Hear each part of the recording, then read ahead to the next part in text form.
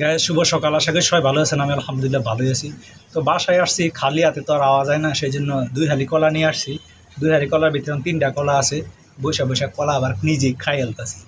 কি আর করা, বৈশা থাকতে আমার ভাল লাগে না, খাউন খাইতে আবার খুব ভাল লাগে। হাতের কাছে খাউন থাকলে খালি মন চায় খাই আর খাই। আর কলা শক্তিশালী খাবার, আমার আবার শক্তিশালী খাবার খুব পছন্দ। বুঝছেন কি সুন্দর একটা ফ্যান্টাস্টিক কলা। সেই চা। আপনারা যারা প্রাপ্তবয়স্ক আছেন, আপনাদের মিনিমাম 2টা কলা খাওয়া দরকার দিনে। আমি অবশ্য 4টা খাইয়া দিয়েছি, কারণ 2 দিন ধরে খাই না, তো 2 দিন ওটা 1 দিনে খাইয়া দেবো।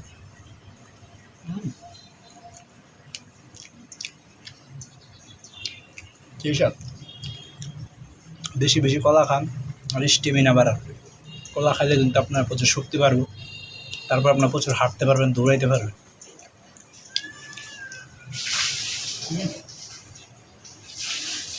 Good bye, tata.